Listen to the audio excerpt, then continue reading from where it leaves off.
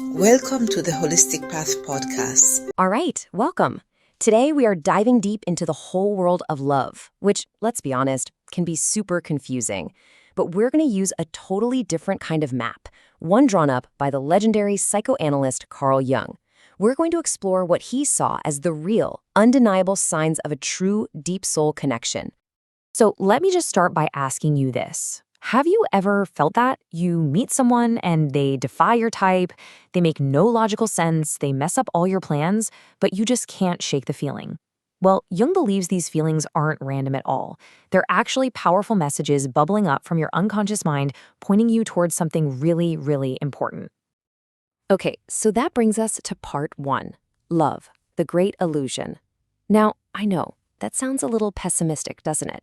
But for Jung, what we usually call falling in love is really just the beginning of the story. And it all starts with a powerful psychological trick our minds play on us, one he really wanted us to understand. And that trick is called projection. The idea here is absolutely fascinating. Jung argued that when we first fall in love, we're not actually falling for the real person. Not yet. Instead, we're falling in love with an image that we project onto them, an image of our own hidden potential, our unfulfilled dreams, or sometimes even our deepest wounds. We're literally seeing a reflection of our own soul.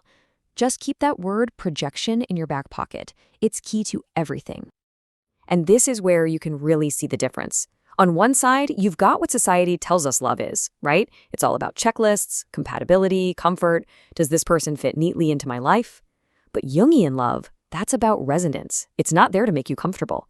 Its job is to be a catalyst. It's designed to wake you up, to literally force you to look at every single part of yourself. So, here's the bottom line. If a relationship is asking you to become smaller, to give up things you're passionate about, to quiet your voice, Jung would say that's a transaction, probably based on fear. A real soul-level connection, it doesn't ask you to shrink. It challenges you, for sure, but in doing so, it expands you. It makes you more of who you truly are. And that brings us right into part 2. Because even if love starts as this big illusion, Jung believed there are some really profound signs that tell you something much, much deeper is going on. It's an awakening of the soul. So the first sign is this weird, almost spooky sense of familiarity.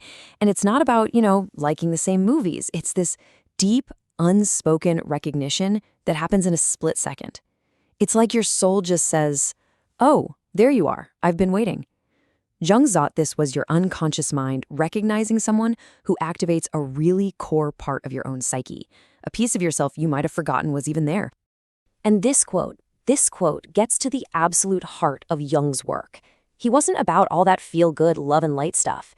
He believed that real growth, real enlightenment, only comes when you have the courage to turn around and face the parts of yourself that you've shoved into the darkness. Which is exactly what sign number 2 is all about. A true soul connection will, without a doubt, awaken your shadow. Think of this person as a mirror, and that mirror isn't just going to show you all the good stuff. It's going to shine a spotlight on your biggest insecurities, your deepest fears, all your triggers. Yeah, it can be painful, but it's not a red flag. It's actually a sign that real healing is now on the table.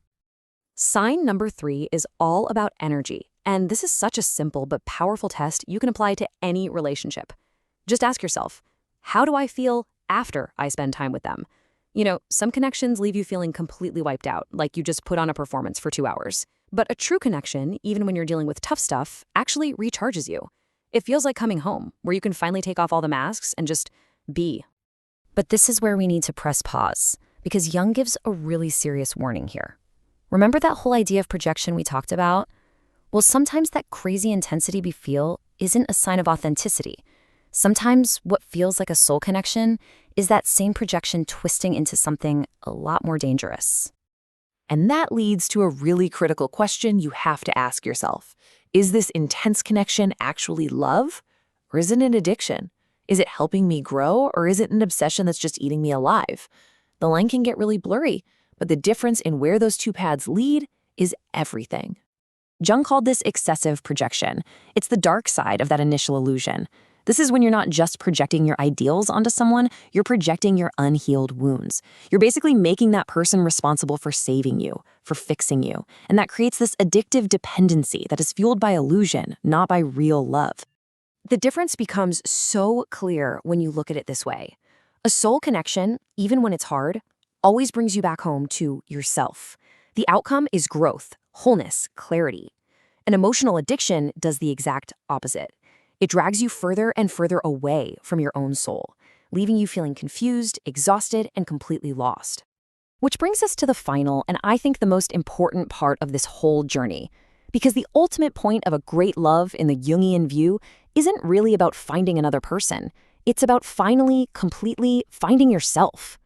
And Jung knew just how hard this is. He called it the most terrifying thing. Because think about it, it means looking at every single piece of who you are, the good, the bad, the parts you're ashamed of, and choosing not to run away from any of it. And this is it. This is the core truth of this entire thing. You cannot have a whole, healthy relationship until you are on the path to becoming whole within yourself. If you're out there looking for someone to love the parts of you that you can't stand, you're not looking for a partner. You're looking for a savior. And that is a foundation built for collapse, not connection. So it's time for a little radical honesty check. Jung isn't giving us answers, he's just holding up a mirror. So you have to ask yourself, am I loving this person from a place of truth or from a deep fear of being alone? Does this connection help me grow or does it make me shrink? And maybe the biggest one, am I honoring that quiet little voice inside of me? So in the end, Jung just completely reframes love for us. It's not some perfect, easy dream that we're supposed to chase. It's a reality that we have to be brave enough to walk into. It's the courageous act of showing up as your whole self, light, shadow, all of it, and making space for another person to do the exact same thing.